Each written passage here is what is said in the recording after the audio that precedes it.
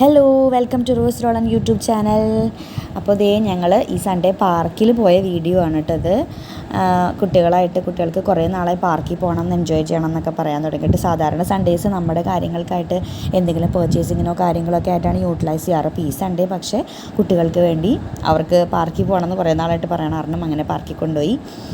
പിന്നെ അവരെ കുറച്ച് നേരം എൻജോയ് ഒക്കെ ചെയ്തു, കളിച്ചു. പിന്നെ അവസാനം അവിടുത്തെ കളിപ്പാട്ടങ്ങളൊക്കെ കണ്ടു കഴിഞ്ഞപ്പോൾ, ടോയ്സൊക്കെ കണ്ടു കഴിഞ്ഞപ്പോൾ പിന്നെ അത് വേണം, ഇത് വേണം, പിന്നെ കഴിക്കാൻ ഐസ്ക്രീം വേണം എന്നൊക്കെ പറഞ്ഞ് വാശിയൊക്കെ ആയി.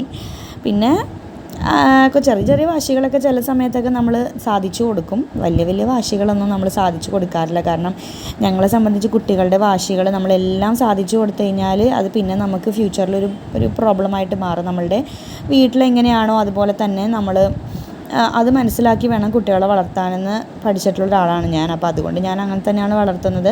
ഞങ്ങളെക്കൊണ്ട് സാധിച്ചു കൊടുക്കാൻ പറ്റുന്ന ചെറിയ ചെറിയ വിഷസൊക്കെ ആണെങ്കിൽ ഞങ്ങളത് ചെയ്തു കൊടുക്കും. അല്ലാത്തത് ഞങ്ങൾ പറ്റില്ല എന്ന് തന്നെ പറയും. അവരങ്ങനെ വാശി പിടിക്കില്ല.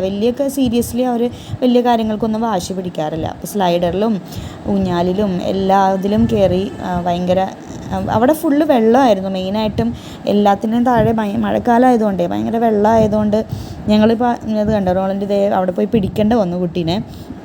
ജെഫിനെ ആണെങ്കിലും ഒക്കെ നമ്മൾ അവിടെ പിടിച്ചില്ലെങ്കിൽ കണ്ടോ വെള്ളത്തിലേക്ക് വീഴും, അത്രയും വെള്ളമായിരുന്നു.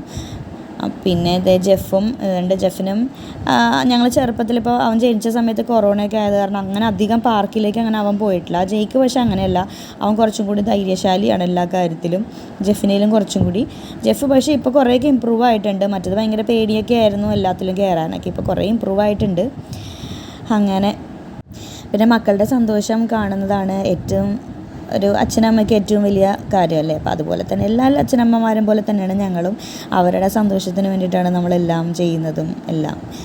അപ്പോൾ ആകെ കിട്ടുന്നൊരു സൺഡേ ആണ് അവർക്കും എൻജോയ് ചെയ്യാനായിട്ട്. കണ്ടോ, നിറച്ച് വെള്ളമായിരുന്നു സ്ലൈഡറിൻ്റെ ഒക്കെ.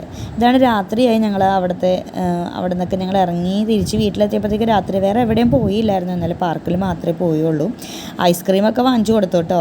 വാശി പിടിച്ചിട്ട് രണ്ടുപേർക്കും ഐസ്ക്രീം വാങ്ങിച്ചു. ഞാനും ഒരെണ്ണം വാങ്ങിച്ചു. റോളന് വേണ്ടെന്ന് പറഞ്ഞു. അപ്പോൾ എനിക്കറിയേണ്ടത് കഴിക്കാനാണ് വേണ്ടെന്ന് പറഞ്ഞത്. അത് കാരണം ഞാൻ കൊടുത്തു. പക്ഷേ പിള്ളേരുടെ അടുത്ത് മാത്രം ഒരു പണി നടക്കില്ല ഐസ്ക്രീമിൻ്റെ. പിന്നെ ഇടയ്ക്ക് മാത്രം ചിലപ്പോൾ ഒരു വായൊക്കെ തരും. അതല്ലാതെ അവർ ഷെയർ ചെയ്യാനായിട്ട് ഭയങ്കര എന്നുവെച്ചാൽ തരും കേട്ടോ, ചില സമയത്ത് തരും. ഇത് വെറുതെ തമാശയ്ക്ക് ചെയ്യണതാണ്, രണ്ടുപേരും ചെയ്യണതാണ്. തരാനൊന്നും വലിയ മടിയൊന്നുമില്ല. പക്ഷേ ഐസ്ക്രീം അല്ലേ, അത് അവർക്ക് ഭയങ്കര ഇഷ്ടമുള്ള ഫേവറേറ്റ് ആയിട്ടുള്ള സംഭവമാണല്ലോ.